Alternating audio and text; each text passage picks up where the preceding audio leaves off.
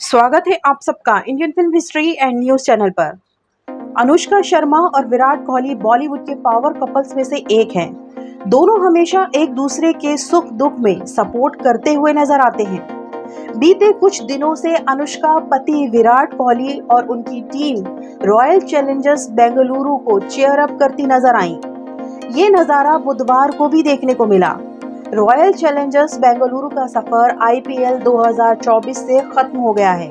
बुधवार को RCB Rajasthan Royals से मैच हार गई है और आईपीएल से बाहर हो गई। इसका गम अनुष्का शर्मा के चेहरे पर साफ देखने को मिला।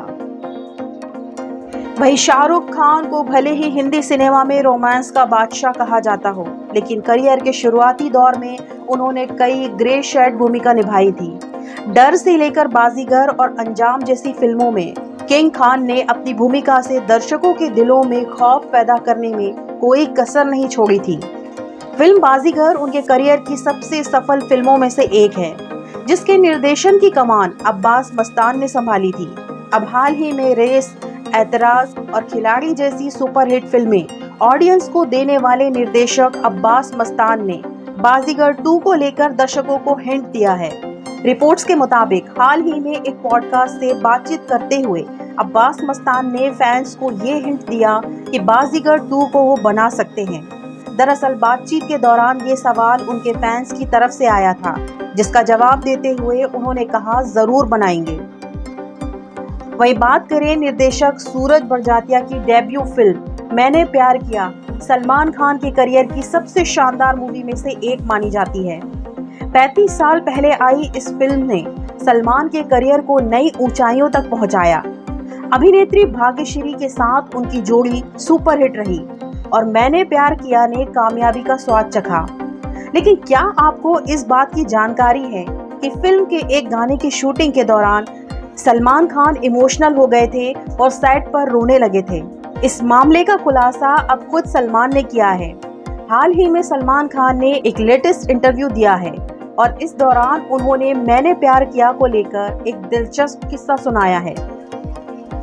सलमान ने बताया है, मैंने प्यार किया मेरे लिए बेहद खास फिल्म रही है।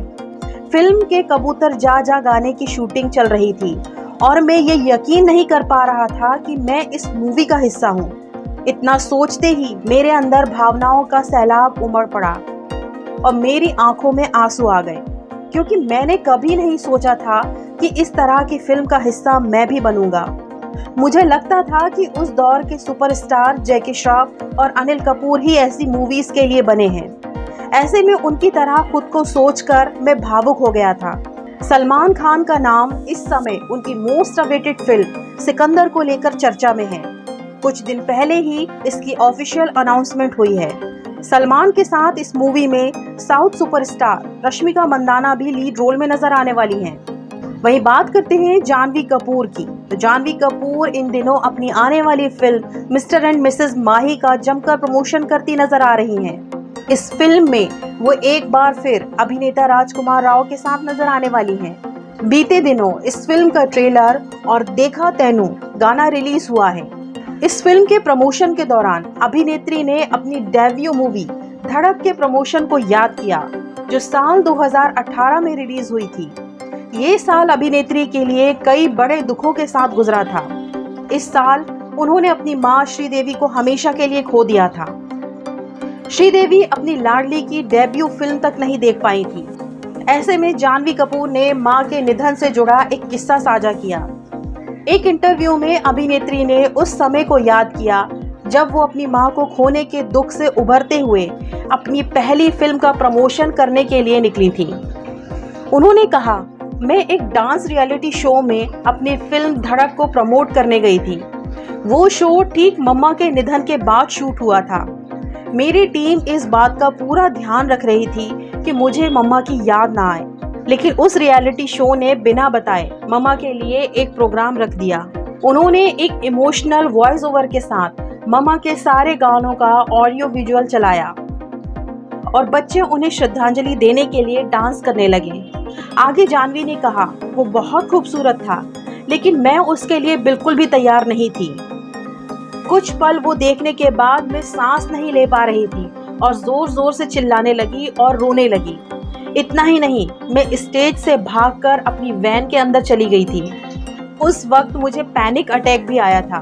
फिर उन्होंने वो सब काट दिया और मेरा ताली बजाने वाला वीडियो डाल दिया।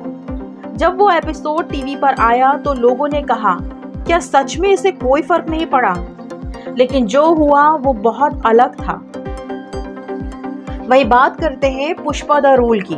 तो पुष्पा द रूल के साथ रश्मिका मंदाना एक बार फिर श्रीवल्ली बनकर लौटने को तैयार हैं। हाल ही में फिल्म के दूसरे गाने को लेकर जानकारी शेयर की गई है। वहीं अब पुष्पा द रूल के इस नए गाने का टीजर रिलीज कर दिया गया है, जिसमें रश्मिका मंदाना ने फैंस के एंटरटेनमेंट का वादा किया है। फिल्म के इस गाने का टीजर देखकर ही पूरे वीडियो के लिए एक्साइटमेंट बढ़ जाएगा। गाने में एक बार फिर श्रीवल्ली अपने स्वामी पुष्पराज के साथ रोमांस करते हुए नजर आएंगी। वही बात करते हैं बॉलीवुड एक्ट्रेस आलिया भट्ट की। तो आलिया भट्ट ने पर्दे पर एक से बढ़कर एक फिल्मों में काम किया है और अपने किरदार से लोगों के दिलों में एक खास छाप भी छोड़ी है। इन्हीं में से एक फिल्म कलंक है, जो साल 2019 में रिलीज हुई थी। इस फिल्म में आलिया भट्ट के साथ अभिनेता वरुण धवन, आदित्य रॉय कपूर, सोनाक्षी सिन्हा और संजय दत्त भी नजर आए थे। फिल्म भले ही बड़े पर्दे पर हिट ना हुई हो, लेकिन इसके गाने लोगों को खूब पसंद आए थे। गाना घर मोरे परदेसिया आज भी लोगों की पसंद बना हुआ है, जिसमें माधुरी और आलिया ने गजब का डांस किया था। अब ये गाना एक बार फिर चर्चा में आ गया है। दरअसल आलिया भट्ट को द एकेडमी अवार्ड ने एक सरप्राइज दिया है। फिल्म कलंक के गाने घर मोरे परदेसिया को ऑस्कर अवार्ड्स देने वाली संस्था के ऑफिशियल इंस्टाग्राम अकाउंट पर शेयर करते हुए लिखा, आलिया भट्ट फिल्म कलंक से घर मोरे परदेसिया वैशाली महाड़े के साथ श्रेया घोषाल द्वारा गाया गया का प्रदर्शन कर रही हैं। हाल ही में आलिया भट्ट गुची के इवेंट में शामिल हुई थी, जो लंदन में हुआ था। अब जल्द अभिनेत्री फिल्म जिगरा में नजर आएंगी, जो इसी साल सितंबर में रिलीज होगी। इसके अलावा लव एंड वॉर और एक स्पाई थ्रिलर फिल्म भी उनके पास है। वही बात करते हैं बॉलीवुड एक्टर राजकुमार राव की। तो राजकुमार राव इन दिनों सुर्खियों में बने हुए हैं। Rajkumar Rao film mister and missus Mahi के प्रमोशन में बिजी हैं। फिल्म में राजकुमार राव के साथ जानवी कपूर लीड रोल में नजर आने वाली हैं। फिल्म के प्रमोशन के दौरान राजकुमार राव ने अपनी मां से जुड़ी कुछ चीजों का खुलासा किया। उन्होंने बताया कि अपनी मां से उन्होंने बहुत कुछ सीखा है।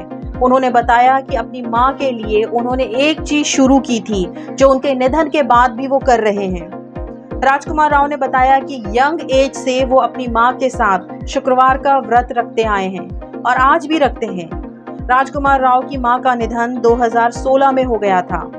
मां को खोने के बाद राजकुमार राव भी उन्हें बहुत याद करते हैं। राजकुमार राव के लिए उनकी मां इंस्पिरेशन थी।